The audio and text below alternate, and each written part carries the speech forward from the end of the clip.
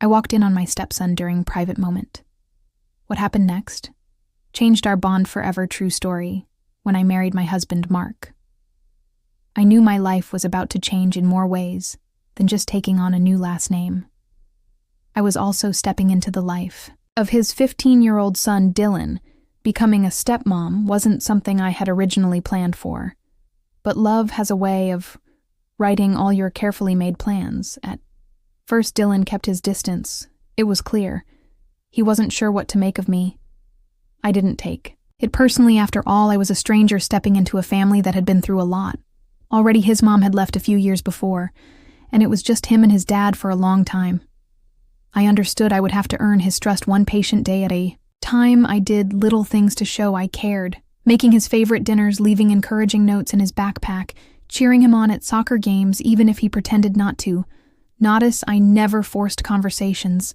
I just stayed consistent, quietly showing up, hoping he'd eventually let me into his world one rainy afternoon. Everything changed, though not in the way I ever could have predicted. I had come home early from work. The house was strangely quiet except for the faint sound of music playing from Dylan's room. I tiptoed down the hallway, planning to grab a quick shower before starting dinner. As I passed his door, I saw it was slightly open, and inside Dylan was sitting on his bed facing away from meat. First, I didn't realize what was happening. I just instinctively knocked once and pushed the door a little wider. In that split second, I caught Dylan quickly fumbling with his phone and pulling a blanket over his lap, his face turning bright red. It hit me immediately. He had been in the middle of something, private something, that while perfectly normal for a teenage boy still felt incredibly awkward to stumble upon. I felt my own face flush with embarrassment. "Oh, I'm sorry, Dylan," I stammered, backing out quickly. I should have knocked louder. I closed the door gently behind me and practically sprinted down the hallway, giving him back his space, standing in the kitchen. A few minutes later, my heart pounded with secondhand embarrassment.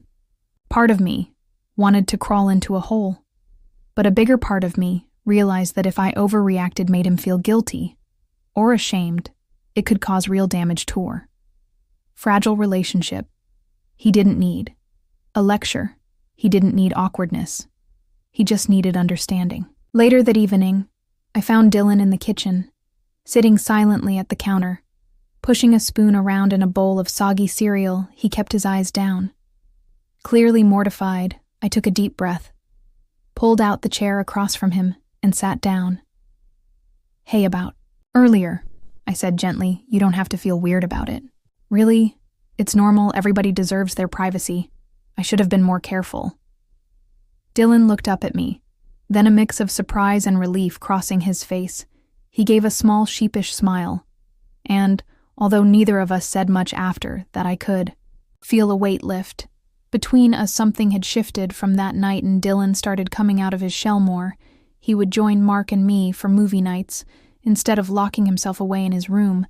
He asked me once if I could help him pick out a birthday gift for a girl. He liked something that stunned Meso much. I almost dropped the bowl I was holding. He even started asking for advice on things he was too shy to bring up to his dad. Little stuff, like what kind of deodorant girls liked, and whether it was normal to be nervous for a first kiss every time he came to me with something personal. I made sure to treat it with respect, remembering how important it was for him to feel safe.